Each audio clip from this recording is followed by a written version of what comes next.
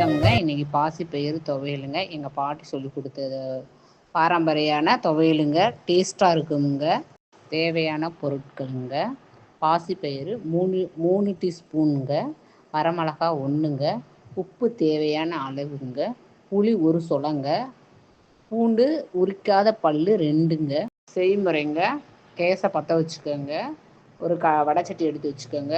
அந்த பாசிப்பயிரை எடுத்து போட்டுக்கோங்க. போட்டு அதில் கொஞ்சம் புளி 1 சொலையை போட்டுக்கோங்க. உப்பு கொஞ்சம் கல்லுப்பு அள்ளி போட்டுக்கோங்க. வரமிளகா அதை பிக்காமல் அப்படியே போட்டுக்கோங்க. பூண்டு உரிக்காமல் அப்படியே 2 பல்லும் போட்டுக்கோங்க. போட்டு அப்படியே வறுங்க. பொன்னிறமாக வறுத்துக்கோங்க.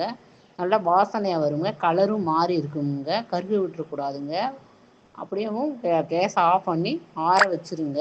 ஆற வச்சு ஒரு மிக்சி ஜாரை எடுத்துக்கோங்க. அதில் எல்லாத்தையும் போட்டு மிக்சி ஜாரை மூடி வச்சு மிக்சியில் போட்டு கொஞ்சம் தண்ணி கொஞ்சமாக ஊற்றி அரைச்சிக்கோங்க. அப்பப்போ திறந்து தெளிச்சுக்கோங்க.